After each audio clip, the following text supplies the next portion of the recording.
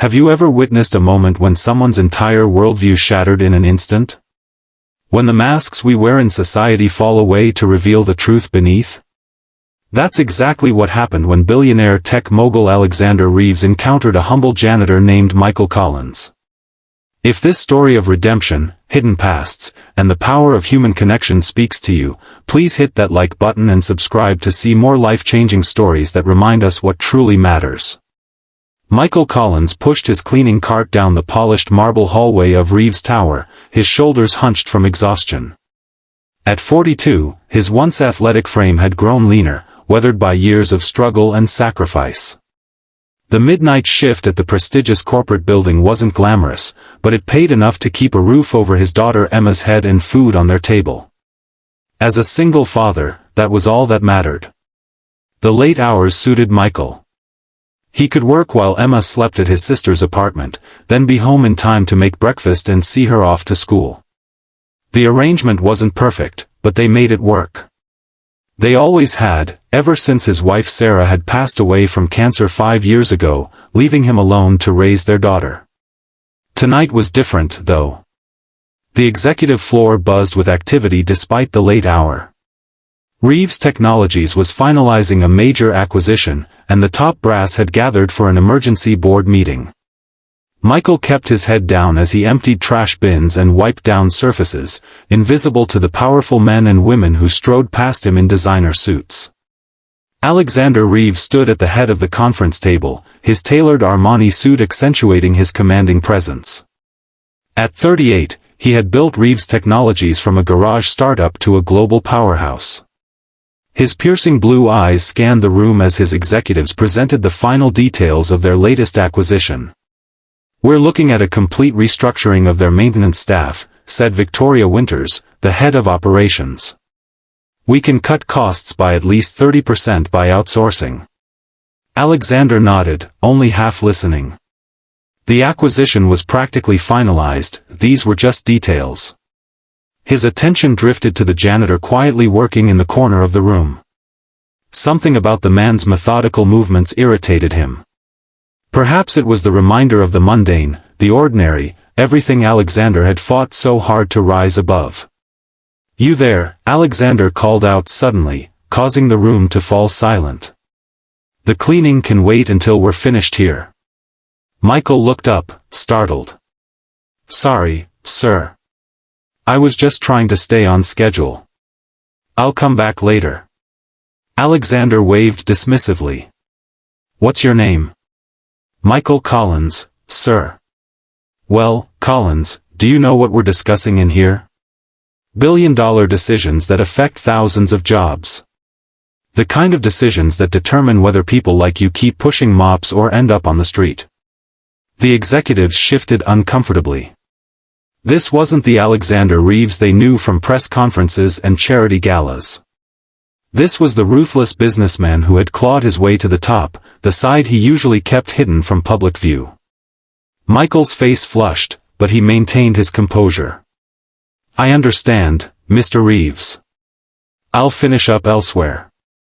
As Michael turned to leave, Alexander noticed a photograph taped to the inside of the cleaning cart.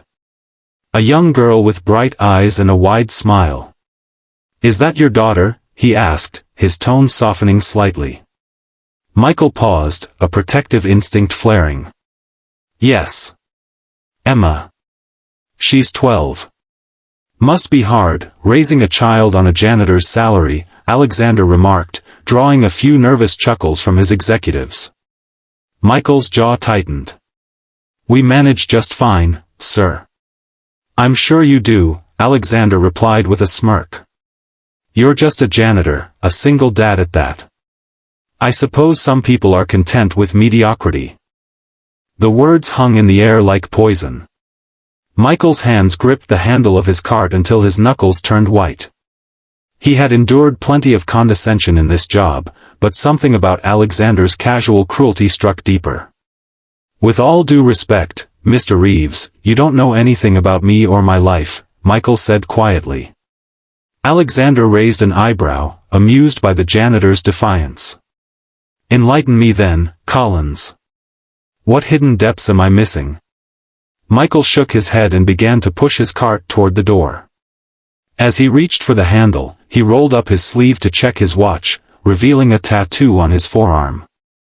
Alexander's eyes locked onto the ink, an intricate design of a phoenix rising from ashes, with a date and set of coordinates beneath it. His face drained of color. "Where did you get that tattoo?" he demanded, his voice suddenly hoarse. The room fell silent as Michael turned back, confused by the abrupt change in the billionaire's demeanor. Afghanistan. 12 years ago. Alexander rose from his chair, approaching Michael slowly, as if in a trance. Operation Phoenix Rising. Kandahar Province. July 8, 2014. Michael stared at Alexander, recognition dawning in his eyes. "Echo Team?" "I was Bravo Team," Alexander whispered. "We were the extraction unit." The executives watched in bewilderment as their ruthless leader stood face to face with the janitor, both men locked in a moment of shared history that no one else in the room could comprehend. "You were the pilot," Michael said, his voice thick with emotion. "The one who came back for us when the primary extraction was called off." Alexander nodded, his arrogance evaporating like morning mist. "We lost 2 men that day. And saved 14, including me," Michael replied. "I never knew your name. They kept the pilots' identities classified." Alexander's hand trembled slightly as he reached out to touch the tattoo, as if confirming it was real. "All team members got this after the mission. I have the same one on my shoulder." Victoria cleared her throat awkwardly. "Mr. Reeves, should we continue the meeting?" Alexander didn't even look at her. "Meeting adjourned. We'll reconvene tomorrow." His eyes never left Michael's face. "Collins, my office. Now." The executives filed out, casting curious glances at the janitor who had somehow shaken their unshakable CEO. When they were alone in Alexander's spacious corner office, the billionaire poured 2 glasses of whiskey and handed one to Michael. "I never thought I'd see another Phoenix team member again," Alexander said, loosening his tie. "Especially not cleaning my building." Michael accepted the drink but didn't sip it. "Life takes unexpected turns." "What happened?" "You were Special Forces. One of the best tactical leaders in the field, from what I heard." Michael's eyes grew distant. "I served another 4 years after that mission. Then Sarah, my wife, got sick. Stage 4 breast cancer. I took an honorable discharge to be with her and Emma. The medical bills." He shrugged. "You know how it goes. By the time Sarah passed, I had nothing left. Started over with whatever jobs I could find." Alexander sat heavily in his chair, the weight of Michael's story pressing down on him. "And now you're here, cleaning up after entitled executives who don't even see you." "It's honest work," Michael said simply. "It pays the bills. Emma needs stability, not excuses." Alexander stared into his glass. "I came back from deployment and used my engineering background to start a tech company. Right place, right time. The military connections helped with government contracts. The rest." He gestured around his opulent office. "Sometimes I don't recognize myself anymore." "Success changes people," Michael observed. "Not always for the better," Alexander admitted. He studied Michael's face, seeing now what he had missed before, the quiet dignity, the resilience that came from facing real adversity. "I owe you an apology, Collins. What I said out there was inexcusable." Michael nodded, accepting the apology without words. He finally took a sip of the whiskey. "Good stuff. Japanese. Costs more than most people make in a month," Alexander said, then winced at his own words. "And there I go again." Michael actually laughed. Old habits die hard. They fell into conversation, bridging the years and vastly different life paths. Alexander learned about Emma's talent for mathematics and her dream of becoming an engineer. Michael heard about Alexander's failed marriage and the emptiness that had followed his greatest business successes. "I have everything and nothing at the same time," Alexander confessed. "No real connections. No purpose beyond the next acquisition, the next billion." As dawn broke over the city skyline, Alexander made a decision. "I want to offer you a job, Collins." Michael raised an eyebrow. "I already have a job. Not as a janitor. We have a veterans outreach program that needs leadership. Someone who understands what it means to transition back to civilian life, who's faced real challenges. The salary is 6 figures, with full benefits."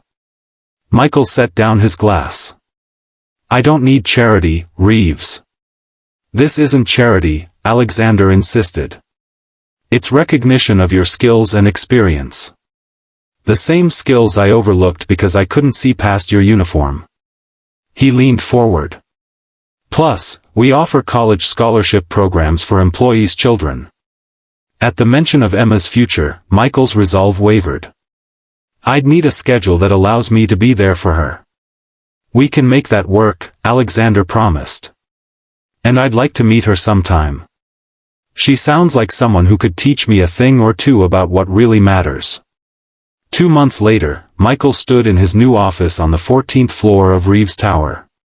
Through the window, he could see Emma in the company's newly established after-school program, working alongside other employees' children on a robotics project. She looked up and waved, her smile brighter than he'd seen in years. His phone buzzed with a text from Alexander. "Board approved the expanded veterans program. Full funding for 5 years. You were right about the mental health component. Dinner tonight to celebrate?" Michael smiled as he typed his reply, "Emma's making her famous spaghetti. You're welcome to join us. No Armani required." In the executive suite 40 floors above, Alexander looked at the photograph now framed on his desk, a group shot of the Phoenix teams, their faces young and determined, unaware of the different paths their lives would take. Beside it sat a newer photo, Alexander, Michael, and Emma at the company picnic, all 3 laughing as they failed spectacularly at 3-legged race. He touched the Phoenix tattoo on his shoulder, a reminder of who he had been before wealth and power had changed him. Thanks to an unexpected encounter with a janitor he had nearly dismissed, Alexander Reeves was finding his way back to himself, rediscovering the purpose he had lost somewhere along his journey to the top. Sometimes, the most valuable lessons come from the people we least expect to teach us. Sometimes, the path to redemption begins with a single moment of recognition, when we truly see another person, and in doing so, finally see ourselves. If this story touched your heart, please don't forget to like this video and subscribe to our channel for more powerful stories of human connection and second chances. Remember, we're all fighting battles others know nothing about, and a little kindness can change someone's entire world.